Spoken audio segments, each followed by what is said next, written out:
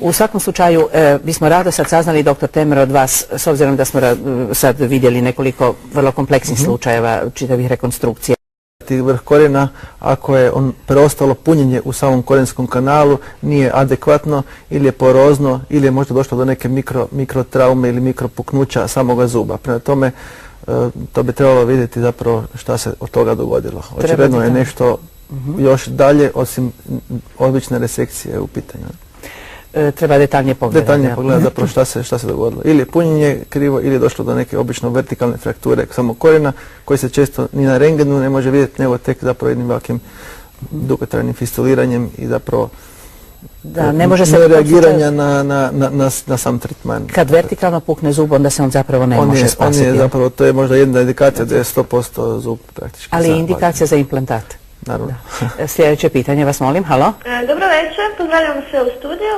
Naime, radi se o mojoj majci. Ona je 89. izvadila zub i ispali su svi ostali zubi u donjoj čeljusti. I ona je otpuštena sa dijagnozom gangrene dolje. A gore ima paradentozu, imala je na svoje zube most i to je sad sve ispalo. I sad mene samo imala implantate, onda poslije to je bilo vršenih nekakvih 5-6 operacija 90. godine. To je ispalo, ti implantati su ispali, naravno organizam nije prihvatio te implantate jer je ona sva bila naotekla i to je ispalo u biti uz puno gnoja i to. Sad mene zanima kom bi se ona mogla javiti i da li u principu postoji mogućnost da ona ikakve dobije nadomjestak za zube, jer ona nema ni jednog zuba u glavi, jel? Doktor Varga. Evo, mislim, kad se govori o implantologiji, to smo možda trebali reći na početku, da je faktor uspjeha u svijetu prosječeno oko 94%. Međutim, onda se treba usredočiti na tih 6% slučajeva od kojih ne uspijeva. Od kojih ne uspijeva. Jednostavno, tijelo kao tako ne može prihvatiti taj strani materijal u sebi i on ga odbacuje. Da li ga odbacuje u vrlo banalnim i jednostavnim slučajevima, jednostavno implantat ispadne bez ikakvih komplikacija, a u nekim situacijama dođe do burnih reakcija, gangrenoznih stanja, osteomijelitisa, čak zna biti i lomova čeljusti, tako da to je vrlo ozbiljan posao i ima faktora rizika i mora se vrlo pomno pratiti pacijenta u određenim fazama, taj follow-up da bude postavljen, da se rentgenske analize rade na jednoj redovitoj planu i programu, tako da se može vidjeti tijek samog pacijenta i njegovog života sa implantatima. Ima li još pitanja? Halo? Halo, izvolite. Recite. Ne čujemo vas. Halo? Veza nije dobra. Halo? Izvolite. Čujete me? Slušamo vas. Ovako, htjela bih pitati kćer, 12 godina, fale joj 3 trajna zuba.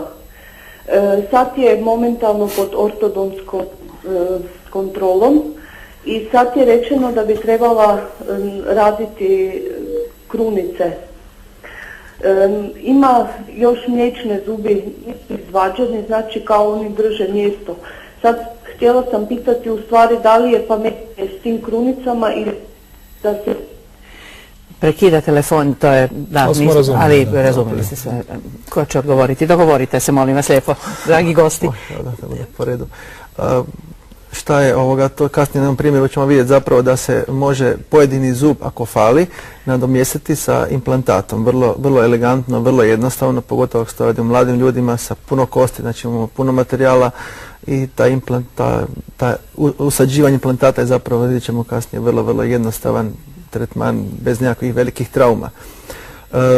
Naravno, ako se radi o ne znam sad kakav je slučaj, ali ako se radi o nekim zubima koji su prije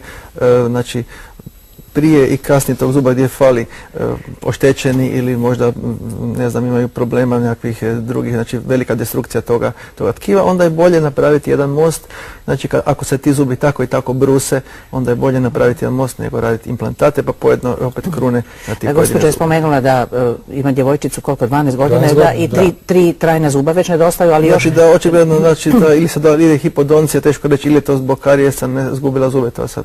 Naši klinički algoritmi kažu da moramo čekati završetak rasta i razvoja prije nego što se dođe do implanta. To sam htjela reći, nije li to premlado? Jasno. Možda još jedno pitanje u vezi s ovim odbacivanjem. Implantati se rade isključivo od metala? Da, ovako, u zadnje vrijeme svi ozbiljni implantati na tržištu koji jesu, radi se od metala i to jednog posebnog metala koji se zove titan. Sad taj titan može biti tretiran, njegova površina može tretirana biti na različite načine, sve u svrhu zapravo boljeg adaptacije, bolje integracije sa kosti. Znači, recimo u ovom slučaju, kao što radi u ovom slučaju, on je integriran sa jednim hidroksapatitom koji mu bolje prepoznaje i bolje se mogu vezati, znači on se veže direktno za kost. Ili može biti čisti titan, različito ispjeskaren ili sa različitim tretmanima. Znači, u tome se i razlikuje implantat od implantata. Da, razumijem, da. I to je vjerojatno i razlika u cijeni o kojoj danas uopće nismo razgovarali, a rekli smo da je to Rolls Royce, jel? U svakom slučaju, bismo rado sad saznali, dr. Temer, od vas, s obzirom da smo sad vidjeli nekoliko vrlo kompleksnih slučajeva, čitavih rekonstrukcija čeljusti nakon bolesti ili nakon traume, vi se ipak u svojoj ordinaciji redovno bavite zahvatima koje vi danas već smatrate rutinskim zahvatima. Dakle, voljela bih da nam pokažete nekoliko jednostavnijih primjera, da nas baš ne uplašite. Da gledalce ne uplašimo da je to nešto tako strašno. Na ovom primjeru možemo vidjeti gdje nedostaje 1/4, gdje su 3 i 5 su intaktni zubi i šteta bi bilo brusiti te zube da bi se napravio most. U tom slučaju išli smo na to da se postavi implantat. Ovo se vidi zapravo kako se to radi. Znači, to se sa kalibriranim borerima proširuje određena dimenzija, rupa. Znači, čitav tretman, recimo u ovom slučaju, je trajao 10 minuta. Znači, sam operativni tok i postoperativni tok je totalno bezbolan i nema nikakvih problema.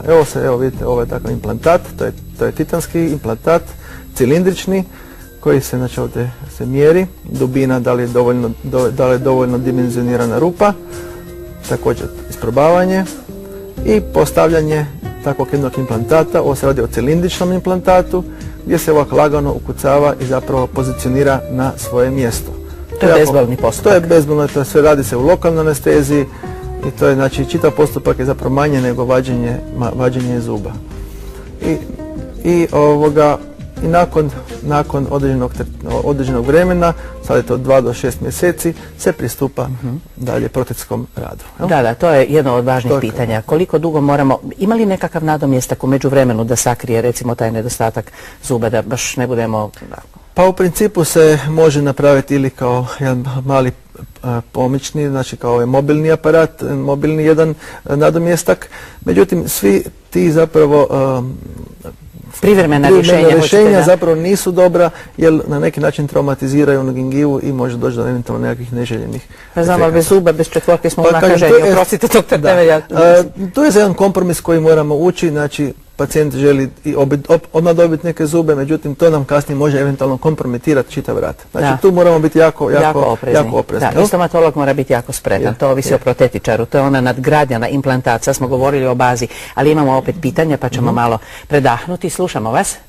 Dobar večer. Recite. Ovako, relativno mlada osoba sam sa totalnom protezom jednom i drugom. Da li postoji mogućnost nekakve ugradnje nečega stabilnijega da se to ne pomiče toliko u ustima kako se pomiče? Hvala vam. Zapravo je to jedno psihičko opterećenje čovjeku veliko. Da li nešto postoji, nekakav način da se to učvrsti i gdje bi se trebali obratiti za to? Upravo o tome ćemo, gospođo, govoriti u našem sljedećem prilogu, pa ćete vidjeti kako se to zapravo radi. Možda da odmah onda krenemo s prilogom pa da vam objasnimo tako slikovito